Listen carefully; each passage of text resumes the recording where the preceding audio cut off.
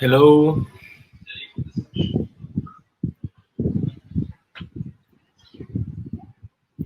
Hello, we are live. Now I'm still in Tenerife. I'm in one of these great places. Sorry. Okay.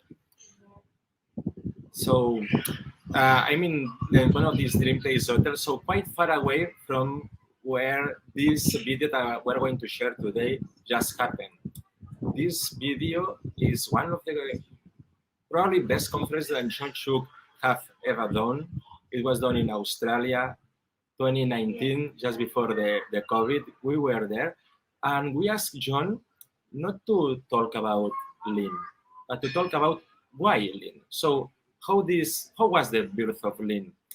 James Womack, Dan Jones, did something today, explain it a little how this was created, but really what happened inside Toyota.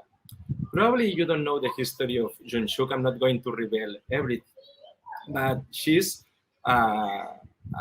anthropologist, so he studies the human beings. And he went to Japan asking, sorry, how is the Japanese workers?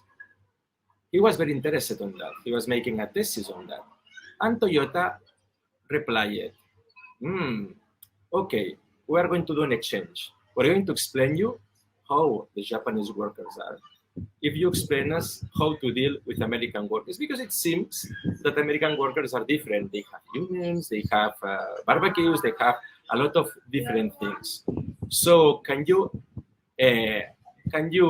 do this exchange for us? And Jun Shuk said yes, and he became probably one of the first senseis in Toyota itself. And today, 2 years ago, but today again, John Shuk is going to explain what happened inside Toyota from the real root cause. So if you want to see how this was created, you are in the right place. So I hope that you will enjoy this little video. It will be more than half an hour. I'm not going to speak more. I just was creating some content before everybody appears, that everybody joins. I'm very happy that you choose this session. I really think that this is one of the most in-depth content that we have, really hard one. And you should choose Rene with the link quiz, that it's really very good. And also you're going to learn a lot. Also you can see the real John Shuk in parallel in the transformation framework. And also if you're interested in lean construction, you should get here and go to the other sessions about lean construction that also it's very good. Okay, I'm not going to say nothing else. I'm going to share with you this video that we probably done, and I hope that you can enjoy. At the end, I'm going to take on you again, and we can make on the chat. We can continue. We can create content on the chat. Okay, so I'm going to start the video, if I can do that. I hope yes. Okay, and see you now. Enjoy. So welcome everybody, and thanks for joining. We're going to explore what I call the double funnel, which explains the incubation of lean thinking and practice that happened to have taken place in Toyota City, Japan, over a period of 30 years. Now, what happened there isn't necessarily relevant unless we want to use our understanding of that to help us today. So let's kind of explore the ingredients that went into the Toyota production system and see what that can tell us about what we should do today and in the future. This is something I actually am very excited about. It's a massive graphic you see. There's more there than we can go through very quickly, but I think it's a very important way to think about something that's very important happening in the world. So for a number of years now, the world's been trying to figure out how to more deeply understand and adopt lean thinking. Lean thinking and practice has been around for quite a while. It's only been named now since about 1988, not about 1988, since 1988. But it didn't appear out of nowhere. It came from somewhere. And it continues to evolve. It's a living thing. And I firmly believe, as do many others, that it makes the world a better place. It makes things better for companies. It makes things better for customers. And it makes things better for people who do work. So there are many challenges to understanding it, to putting this into place, to making it part of our own reality. So going back a little bit in history and understanding where it came from could be worthwhile. The main point is what we each do with it today, but step back and realize where things came from can sometimes be useful. Now, I choose as a starting point for lean thinking and practice basically 1950. When we say lean thinking and practice, that's words that were put to the Toyota way, the Toyota production system, as it was identified and explained by a team of MIT researchers back in the 1980s. And they published a paper in 1988 called The Triumph of Lean Production. And all of us have been learning about that ever since. But it did not appear out of nowhere. So this shows both where it came from, how it developed, and where it's going even today, continuing to evolve, continuing to develop. And I choose 1950 as an especially important starting point for a few reasons. So let's take a look at that part of this overall, I call double funnels, a graphic to understand the cultural context of lean system development. And each person, each company, in each country can think about what that cultural context means to them. So right here in the middle was an important part of development of lean thinking and practice, or the Toyota way, the Toyota production system, and I call it the incubation in Toyota. There is a place in Japan called Toyota City, and it's exactly what you would expect out of something called Toyota City. Everything there revolves around the company. The hospital is the Toyota hospital. The department store is the Toyota department store. I lived there for 5 years, and all my neighbors worked for Toyota. Everything revolves around the company. And some remarkable things have happened there over many decades, but in 1950 was especially an important point. There were things that happened that were critical to development of TPS, of lean thinking before that, but that was especially an inflection point that led to 30 years of what I call incubation of many different ingredients. There were ingredients from Japan, and there were ingredients from around the world. But let's take a look, first of all, at that 30 years of incubation, starting with the 1950 Toyota crisis, and then around 1980, another kind of crisis began, which was globalization, as Toyota faced a new challenge, having overcome so many challenges over a period of 30 years. Incubation of lean thinking in Toyota. So I see lean thinking and practice as a series of countermeasures based on fundamental thinking to build a lasting company that would benefit society, to providing better cars for more people. That was Toyota's mission. That was their purpose. That's not the purpose of those many of us who learn from it that we apply to our own situation. It had principles of customer first, respecting humanity of each contributor by developing the capability to create value with minimum waste via hands-on learning and Kaizen and problem solving. That's a long sentence, but I think that kind of says what lean thinking and practice is. And its real beginning was right there in 1950 with the crisis that Toyota faced at that time. What was that crisis? This was after the Second World War. Japan was trying to rebuild. It was not being so successful in those early years after the Second World War. Toyota in particular had decided they want to build cars to supply for Japan and go beyond that. But they had some problems. They had some challenges. One was that they had no money. So they decided they wanted to build cars, which they were doing, but they weren't doing a very good job of selling cars. So they were spending money, they were building cars, they were sending them out, and not many people were buying them. So they were borrowing money from banks, simply to be able to buy materials and to meet payroll, to pay people. Well, the banks kind of got tired of loaning money to a company that wasn't selling very many vehicles. So they stopped. That led to an incredibly difficult time for the company. But among the challenges was the fact that they had very low volume, but a high mix. Low volume means at this time in 1950, Toyota was producing about 1,000 units, 1,000 vehicles per month. Now at that time, any one of their major global competitors were building 1,000 vehicles per day on one assembly line.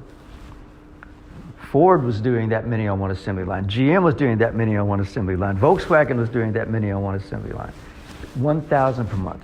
There's no way that they could try to compete with that kind of difference. But they also were making variety even amongst only that 1,000.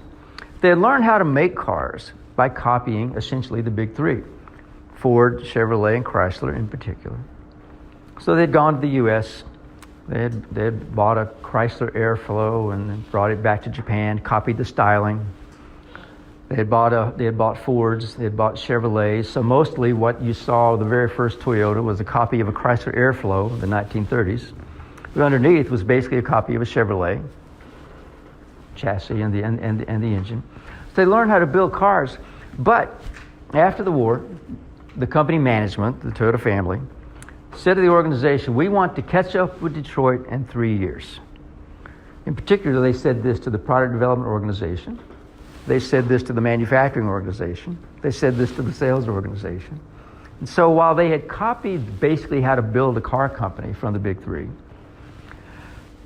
with the difference in scale, different market conditions they had, they could not copy and try to catch up in 3 years. That led to the first challenge they had. The only thing that really had going for them was a very capable workforce. But it was a capable workforce that after they couldn't meet payroll anymore because the banks stopped loaning them money, they weren't such a happy workforce.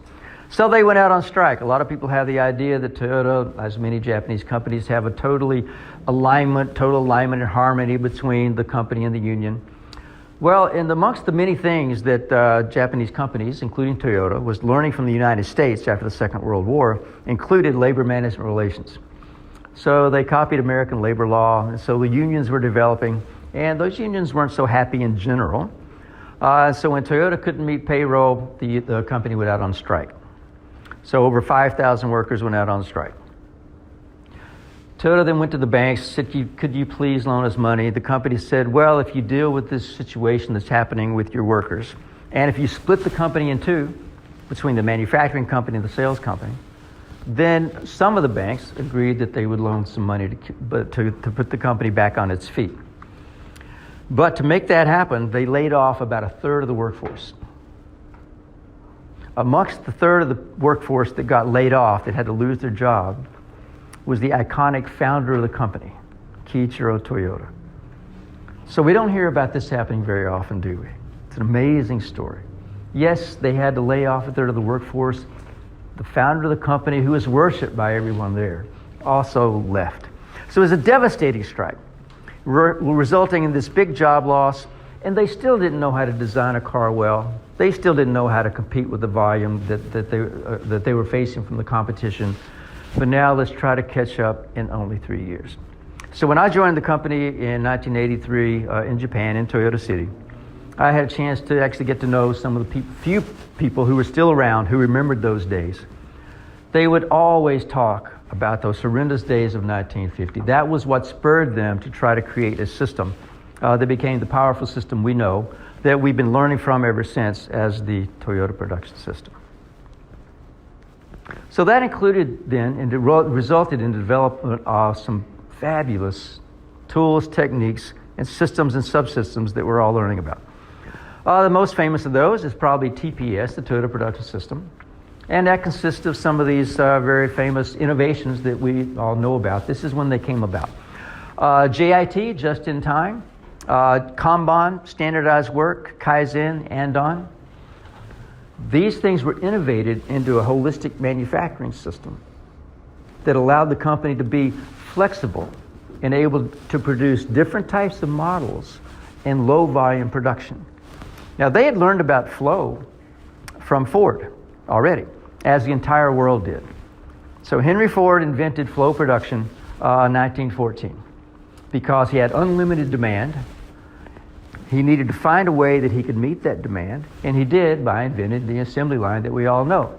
He did an amazing thing, which was open up his innovation to everyone immediately. As he was doing those innovations, he actually allowed in technical journalists to document exactly what he was doing. Within 2 years, He went to the World Expo, San Francisco, and put an assembly line in place that everyone could see. He let everyone copy it. So the whole world learned how to do flow production from Henry Ford directly in the mid-19 teens. A wonderful thing. So this is one of the things that Toyota had learned, but in Henry Ford's system, when he put in flow production, 1914, famously, he had flow with no product variety. Any color you want as long as it's black. They were all exactly the same. That worked fine. But in a few years, because General Motors came along and screwed everything up by offering people variety, they had a product for every pocketbook. So you had expensive cars, cheaper cars, lots of colors, different options. So Ford had to try to follow along with that, and they did. But when they did, they found that their flow got completely convoluted. It became turbulent. They weren't able to make things flow from beginning to end. So this was the state that everyone was in. And Toyota tackled this problem. Taiichi Ohno, Toyota's head of production, tackled this problem starting about 1950 with the challenge of catching up with the Ford and the Big Three within 3 years. He could no longer try to catch up just by copying. So he innovated. And he figured out how to have a mixed flow. So he could have the same kind of flow that Ford had, but with mixed model production. Incredible innovation that we're all benefiting from even this day. So that meant just in time, with everything coming in just the right part at the right time and the right amount. Now that was an idea that Kiichiro Toyota, the founder who had had to leave the company, had come up with in the 1930s, but had not been able to fully implement. Taiichi Ohno brought that concept. He also brought in the concept of Jidoka, which the founder of the Toyota group of companies, whose name was Sakichi Toyota, in the late 1800s, early 1900s had innovated. Jidoka is this strange Japanese word. It's a made-up Toyota word. The basic meaning is automation.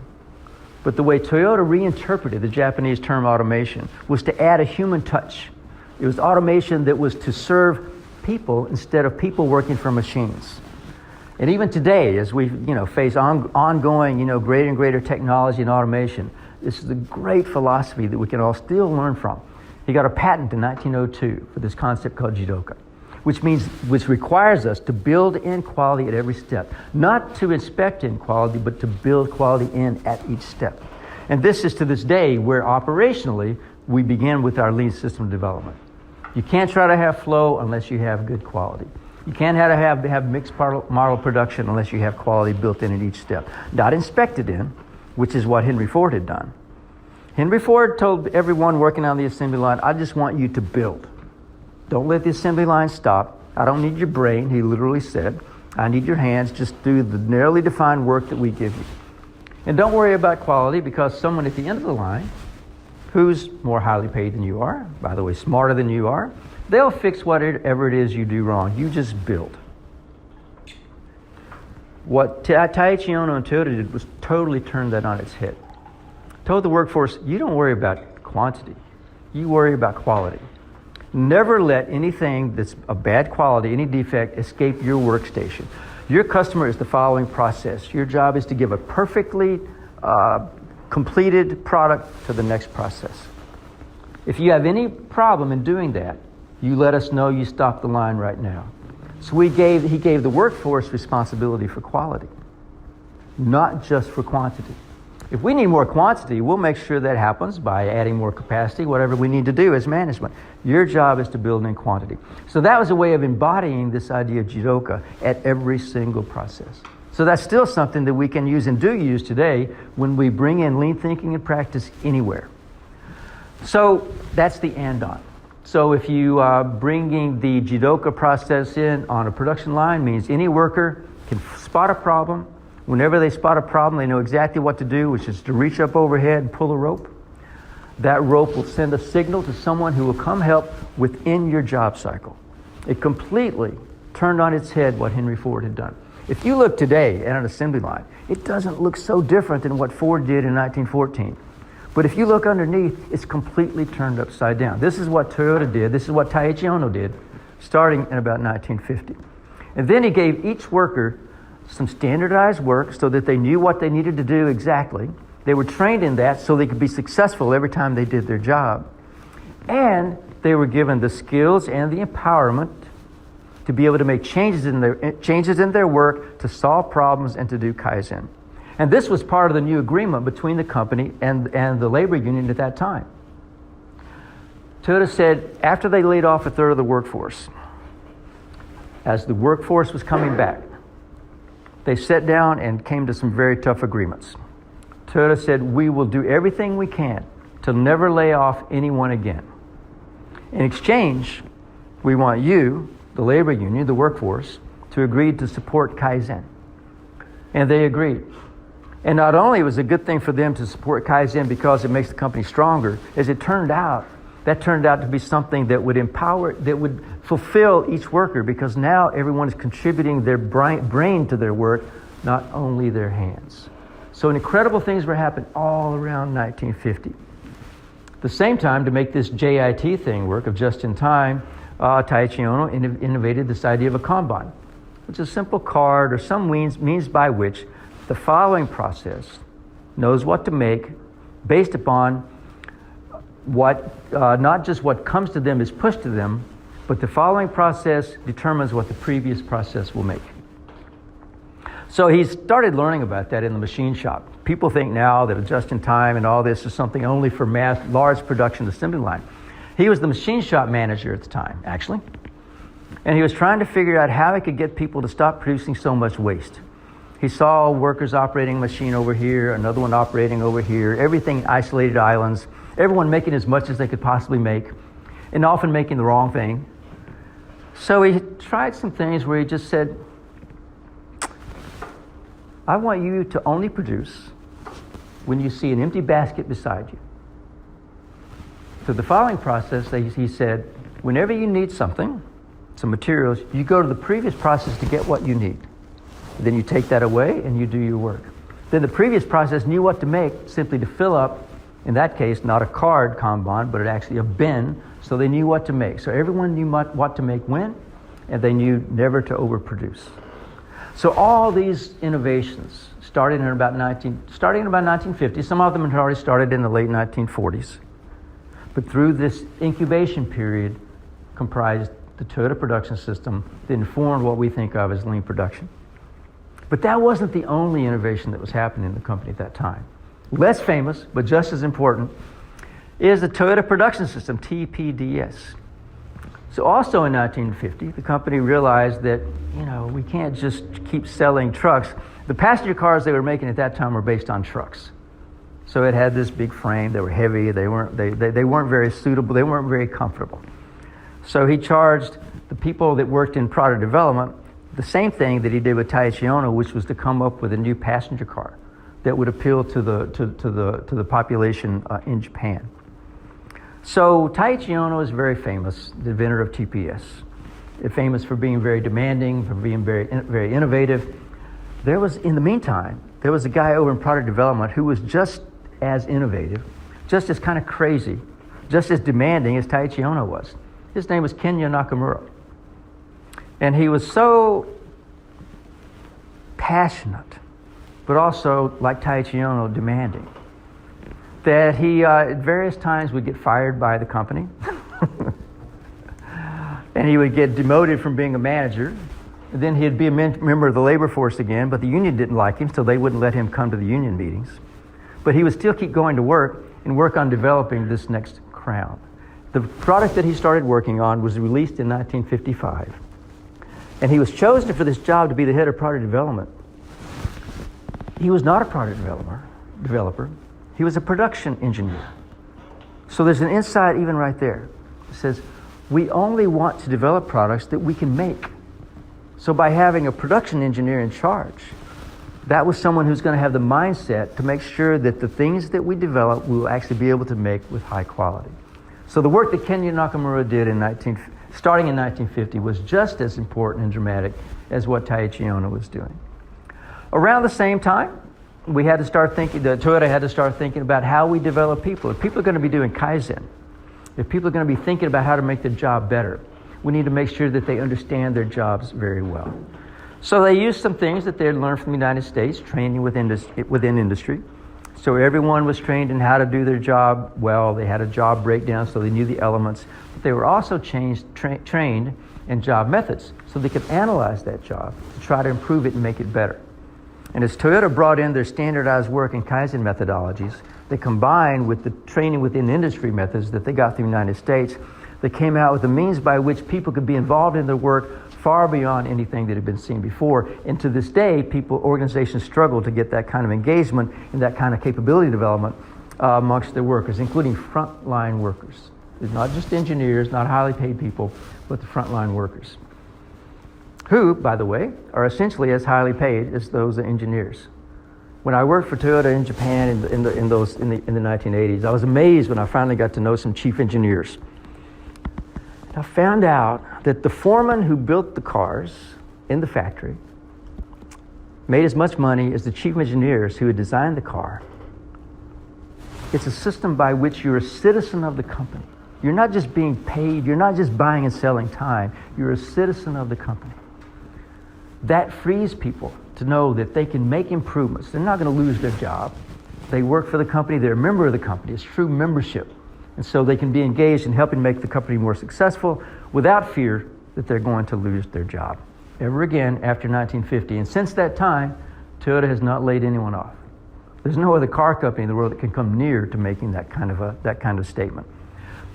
So the management system then had to start to develop. As the company got larger and got larger, the management system needed to become more sophisticated. So in the 1960s, they brought in TQM, Total Quality Management, and decided to compete for the Deming Prize, which had become a very prestigious thing in Japan at that time.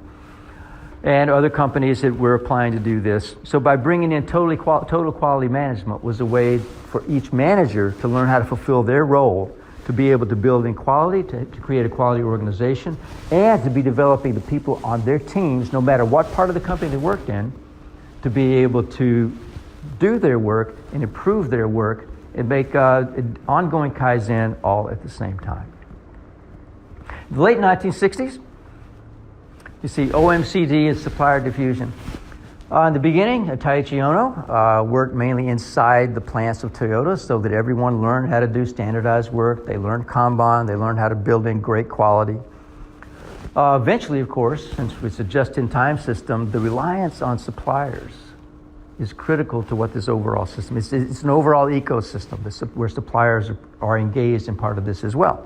So you don't only want to do TPS internally, you need to have the suppliers engaged in it as well. And they found that to be quite a challenge. So Taiichi Ohno in the late 1960s, mid to late 1960s, created a group called the Operations Management Consulting Department, Operations Management Consulting Group. So these became kind of advanced troops. These are people that not only were they working with suppliers, they were advancing TPS, coming up with some more innovative techniques and advancements that we all learn about and know today. So Toyota was off, becoming successful in Japan. At that time, it was no bigger, more successful than its rival Nissan. And then in the early 1970s, something happened that turned out to be historic. Around the world, we all had experienced the first oil crisis in 1973. And in Japan as elsewhere, companies that had been very successful for years stumbled. And most Japanese companies went into red ink. Many went bankrupt, went out of business. There was only one major company that didn't see red ink at all, and that was Toyota.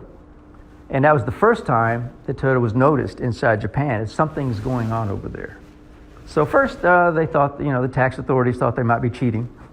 They took a look and realized, no, that wasn't the case. Because as you reduce inventory, as you reduce waste and reduce lead time, you also increase cash flow. You also have less inventory to be relying upon and to be holding you back in downtimes. Taiichi Ohno knew in the 1950s, he was creating a system that could make you successful even in a downturn. Anyone can be successful and make money when times are good, right? Rising tide, raises all ships. This was a system that could enable us to be successful even when times are rough. So 1973 then is around the time that TPS was first discovered in Japan. And 1973 was also when the company finally began to articulate what TPS was all about. because as the company was getting bigger, more suppliers were getting involved, they needed to create some training materials. So the first really broad-based Toyota Production System training materials were developed in 1973 in Japanese only. Now, when I arrived there in 1983, there still was nothing in English. And in Japanese, that's about all they had. They had this one little manual and a bunch of cartoons. And then they had the work that they would do out in the field, out in the plants. And that's all. So you put all that together, where you had Taiichi Ono, and also you had Shoichiro Kamiya, who was doing the same things that Ono was doing in the plant, that Nakamura was doing in product development, Kamiya was doing in the sales organization. They were developing a way to connect with the customers. It was also revolutionary and was making the company an overall success, not only in one part of the company, but overall. So Ono, Kamiya, then Nakamura, and his lieutenant, Hasegawa, was another chief engineer, who codified the skills required of a chief engineer. It's a beautiful thing to look at even today. It's very instructive. Not many companies have learned it. It's just as powerful and important as TPS is. From there, then Shigeo Shingo also started going to Toyota.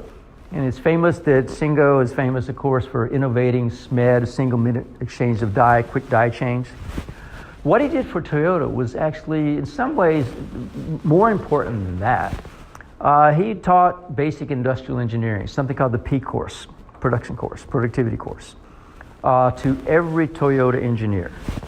So that contribution was evidence of how the company was already investing in its people, investing in standardized work and the TWI training for workers, but also investing in the engineers as well, so they could become more and more capable.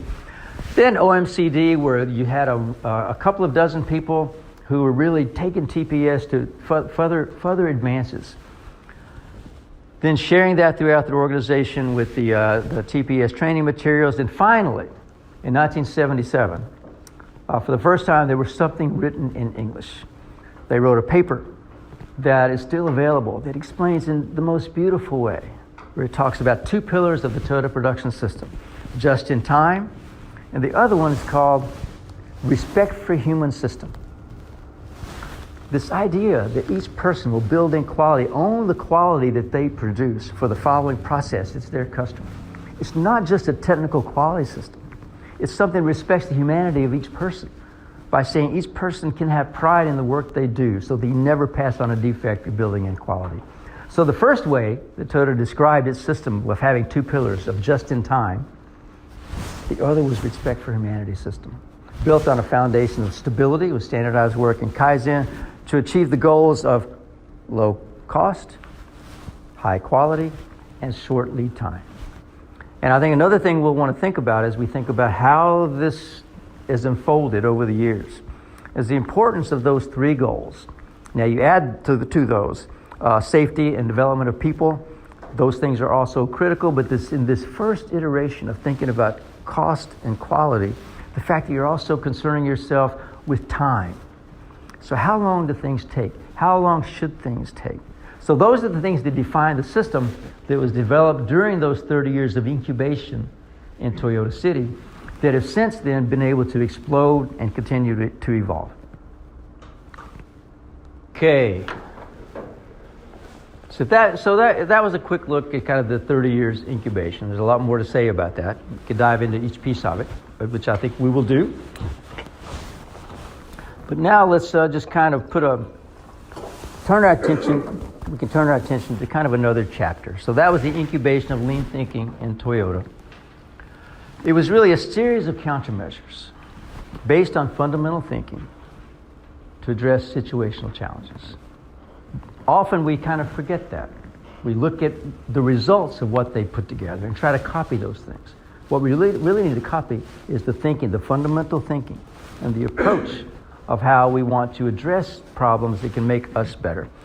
And in 1980, this challenge of globalization started to come to Toyota, and we'll look at that one again in more detail a little bit later. But let's kind of back up and think of this double funnel. You have all these ingredients that went into Toyota in 1950 that contributed to them being able to build something and incubate this thing that's become so powerful. So if you just back up and look at what had gone into, what comprises those ingredients, we can go pretty far back. And there are a couple of major parts to it. One is the startup of the Toyota group of companies. The other is the fact that what was happening in Japan overall, which in the late 1800s, Japan had been through a period of 250 years or so of isolation. They had isolated themselves from the world. They didn't share with the outside world. They kind of had a few conduits to learn about what was going on in technology in Europe and elsewhere. But mainly they had isolated themselves. But then that all changed in the mid-1800s. And they began this national fervor to try to catch up. And they called that Japanese spirit and Western technology. And it was an intentional period to catch up, to bring in technology from the West, but to combine that with the Japanese spirit. Now, what was happening there was very important to Toyota as it developed and contributed to the Toyota of 1950 that we already took a look at. So I have here kind of a big list of traditional Japanese influences and influences from overseas that I think were important as Toyota began its development in the 1800s. First, you can't think about Toyota really, any Japanese company, without thinking about the deep religious side of the experience that was in Japan in those days and today. And it's interesting in Japan, there are three religions that most people adhere to all three at the same time, which some people would say that means you don't adhere to any of them. But Buddhism, Confucianism, and Shinto, which is the kind of the native animism sort of a religious spirit. Buddhism that had come from, originally, of course, India through China into Japan around the year 500 or so. Okay, we don't have to get too specific in what it was. Confucianism, of course, that is infused throughout East Asia. And these three combine in quite a unique way in Japan to contribute to the Japanese culture that you can see if you go there, if you go to visit. A lot of people actually will get married in a Christian church. You take your children to a Shinto shrine when they're born, and then when you pass away, your funeral is in a Buddhist temple. So you actually experience all three religions. Just one person experiences all three religions. From there, they contribute to what's so famous as far as the samurai culture of Japan, or what they call it, Bushido. That was an important thing that was in existence in Japan as Toyota was getting started in the 1800s. In particular, it says it's good to think about the Mikawa Bushi. The Bushi is the same one as Bushido. In other words, the Mikawa Samurai. Mikawa is the region where Toyota City is. It's in the countryside in Japan. It's a very conservative region. It's a farming region. And happened to also have been the area known to have Japan's most fierce warriors, most fierce samurai. The shogun who united Japan back in the year around 1600 happens to have been from the broader environments that is now Toyota City. So interestingly, that the most powerful company of Japan was also the place where the original shogun who united the country is from. The next couple of individuals that's worth taking a look at is Nichiren, which is a specific branch of Buddhism that the Toyota family, Sakichi Toyota, adhered to. And that was a branch of Buddhism that believes you can achieve enlightenment, that anyone can achieve enlightenment, not just only people who were educated and were able to go to elite churches and learn to read. Anyone can become enlightened. So that was a branch of Buddhism that the Sakichi Toyota adhered to.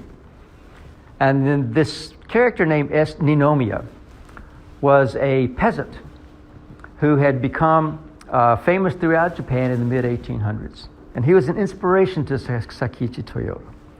So he was like a character you could think of who was an inspiration to many Japanese to work hard, believed in work ethic. That if you work hard, you can become successful. You don't have to be born into a samurai family. You can work hard and you can do well. So that was a huge inspiration to Sakichi Toyota as he was a young man thinking about what he wanted to do.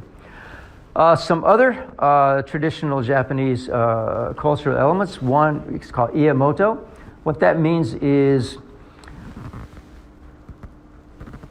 houses of different kinds of cultural elements. So what we think of today as kata, or the way of tea, or the way of doing a specific thing, that was also developed in Japan around this time. It was very prevalent. So the idea that there was a way you could most properly do something, and by learning something in great refined detail, you would yourself become a more refined person, a better person, and you could continue to evolve that discipline that you were learning. So it might be the way of tea, the way of archery, the way of doing different things. This was influencing Sakichi Toyota as well.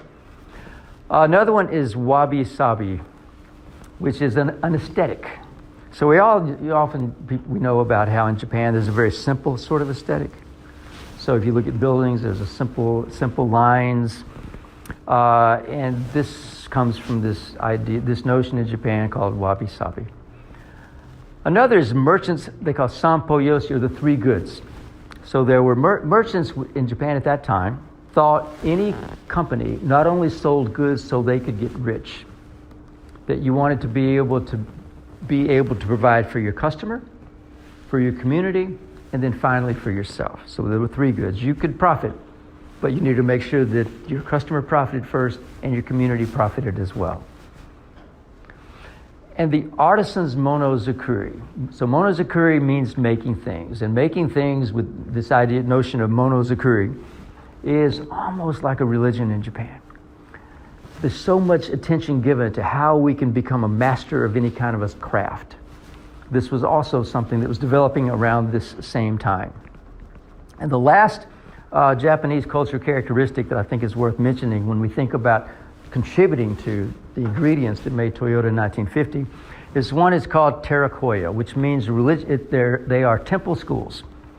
And what's important about that is probably in the 1800s, Japan was probably the most literate society in the world. And that's from people going to temple schools. So when we think about having a workforce that's one that was educated and that understood learning, this was present in Japan already at this time. Now, Japan also has arguably the most complex writing system in the world, arguably, because it comprises of Chinese characters, but also they have their own indigenous alphabet as well. They have two of them. So when you look at any sentence, it'll have Chinese characters. You can have both of these Japanese alphabets all mixed together. It may be written left to right. It may be written top down. Very complex language. So even with the complex language, the most literate society in the world. And that was a result of these temple schools that were all throughout Japan. Important contributor, I think, to the culture that Sakichi Toyota was able to tap into when he built a company in the late 1800s. There were a number then of influences that were coming from the West at that time as well. A few of the importance were science. So Galileo, the idea of doing science to understand cause and effect, that was known in Japan. It was known by Sakichi Toyota. The Venice Arsenal, which may have been the first place that flow production took place, was also an influence as everyone around the world was trying to learn to achieve flow, finally achieved by Henry Ford, and we'll talk about that a little bit more later as well. Charles Darwin, and the idea of natural selection also had a big impact on the thinking of the intellectuals in Japan back in the 1800s as well. And I'll especially call attention to this one, Smiles. There was a British author named Samuel Smiles who wrote a book in I think the 1850s, 1860s that was translated into Japanese. And the title of the book in English is Self-Help.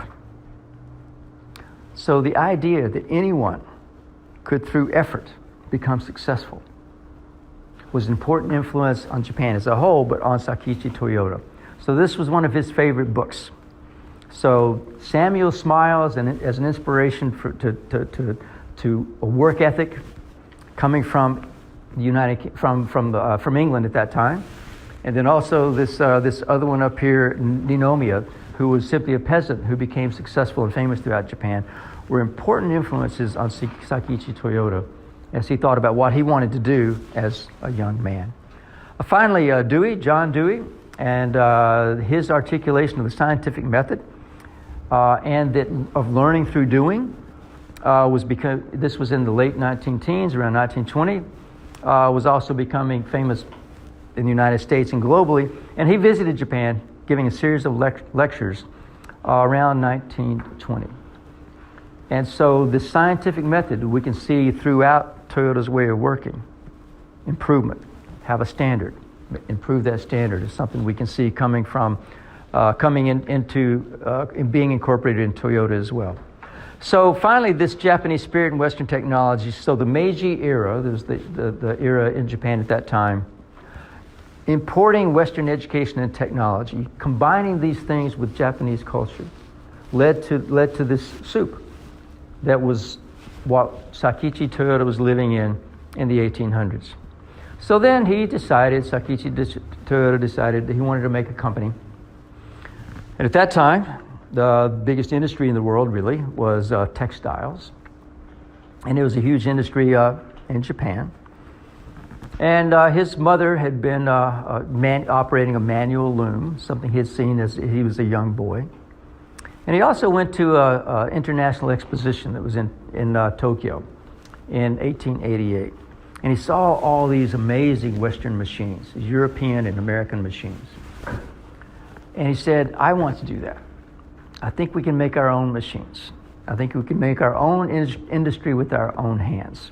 So being inspired by this peasant named Ninomiya, being inspired by Samuel Smiles, he said, I can do this. And he made a company based upon inventing an automatic loom. So it took many years for him to be able to perfect this, but he did it built on the foundation of the looms that were available, that were being imported into Japan at that time. So Sakichi Toyota, the founder of the group of companies, who then passed on his legacy to Kiichiro, his son, who also became an inventor of looms. But then they moved from textiles to the automobile industry, and there was a famous handover within the company and within Japan as well. Where, as Sakichi was getting older, first they sold the patent to the loom that they had been working on for many years. So they achieved a patent in 1924 for the Type G automatic loom. And it was probably the most advanced loom in the world at that time. And so they sold the patent for that to the Platt brothers in the UK for, at that time, the phenomenal sum of $100,000. And then, so Sakichi gave that money to Kiichiro, said, you fulfill your dream. My dream was to make a textile company, an automatic loom company. And so Kiichiro decided he wanted to make a car company, an automobile company that was a domestic automobile company in Japan. So he used that money to do that. So Jidoka, from the innovation by Sakichi to building quality with respect for humans. And then Just in Time, which Kiichiro developed in the 1930s, became the backbone that would later contribute to the Toyota production system that Taiichi Ohno put in place starting in 1950. They also learned from Ford and GM. They learned about flow production from Ford, as the rest of the world did. Ford, of course, had learned about flow production, getting hints from wherever he could get them. He was desperate to be able to make more and make more product. He had unlimited demand. And he found a hint when he went to Chicago, and he saw the disassembly of cattle as he saw meat production. And you would have cows on hooks traveling around through this facility, and you would have workers disassembling so that they were making meat to be sold throughout the U.S. And Henry Ford looked at that and said, I could reverse that And that could become the hint that we can use to create flow production, so we're doing assembly on the assembly line. Now, to do that, he had to have interchangeable parts. He had to have many challenges to overcome to be able to achieve flow production. So Toyota learned about that from them. He also learned about what a large modern organization could be from General Motors. He received a copy of the GM's organizational chart, and around this time of 1950, completely exactly copied the GM organizational chart.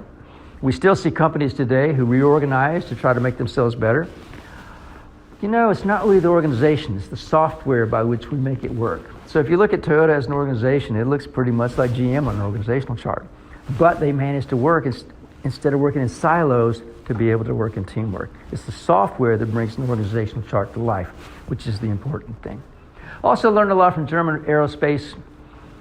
The Japanese aerospace industry before the war was learning from the German engineers. So actually at the end of the war, there were not a lot of automotive engineers in Japan. There were a lot of aerospace engineers. So those aerospace engineers no longer had a job, so they went and worked for Toyota and Nissan and the others. So they brought with them the engineering that they had learned from the German aerospace engineering. So one of the famous components of Toyota production system, takt time, that's from the German aerospace industry, and that's why we have takt time, is because the Japanese engineers who had learned about German aerospace. Also, some of the key first engineers Toyota had developing products. Chief Engineer Hasegawa was an aerospace engineer, so he also designed airplanes. So he had a lot of sophistication in terms of the engineering knowledge that he had, the engineering capability that he brought to developing Toyota vehicles. So all these things combined, and then after the war, there's the famous story about Edward Deming teaching quality control in Japan. There was quite an amazing story, actually, of a number of people going from the United States to share American technology with Japan, and what was important, not just the hard technology, but the soft technology. So Deming was there, but before him was a young man, a 29-year-old electrical engineer named Homer Saracen, who was out of MIT. And he went over to Japan with the idea of rebuilding the Japanese electronics industry, which was devastated during the war. Now, the Japanese aerospace electronics industry knew that they had much to learn from the U.S. In particular, important technology at that time was around vacuum tubes for telecommunications. And the Japanese knew that their failure rate of vacuum tubes was much higher than that in the U.S. And that's because of the work of Bell Labs and the work of Deming's mentor, Schuhart, to develop statistical process control. So the Japanese wanted to learn this. And Homer Saracen was brought over to teach that, and he was later joined by a guy named Protzman. And one of the interesting things is, they refused to simply teach those tools to the Japanese captains of industry who were going to them to learn until they would go back and study their factories. So the Americans were telling the Japanese business leaders, go to your factories and identify the problems you need to solve. Then I will teach you these tools of SPC so that you can have them in application. I don't want to just teach you tools for you to learn the tool for its own sake.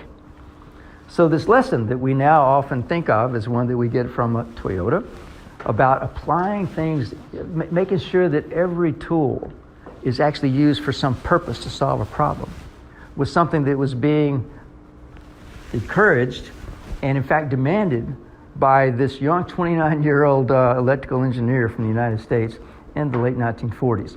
So Deming actually went over to replace him when he left, and made a series of lectures that later became famous as PDCA.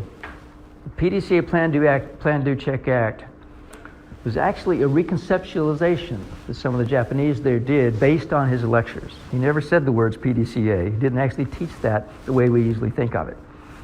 But it became a powerful part of what Toyota does, and a key thinking piece of what the Toyota production system is, and also a foundational key piece of what lean thinking and practice is as well.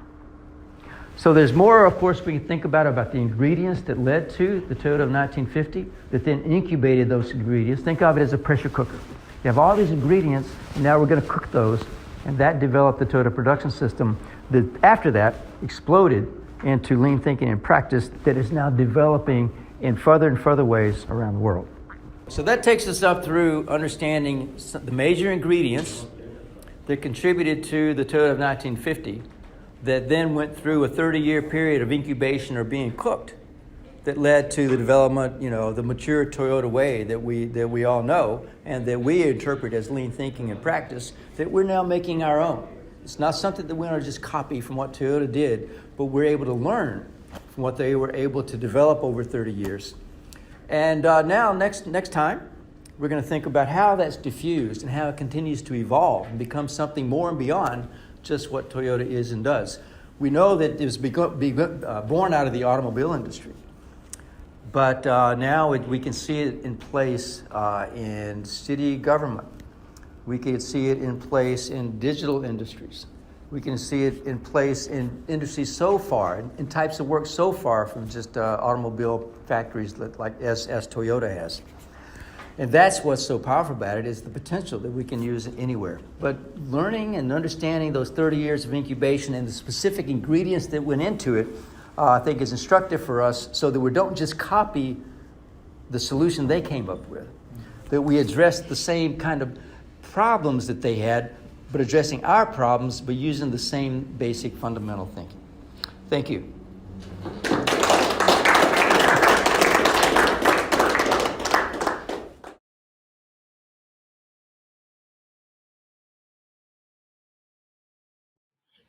Okay, so thanks for watching us.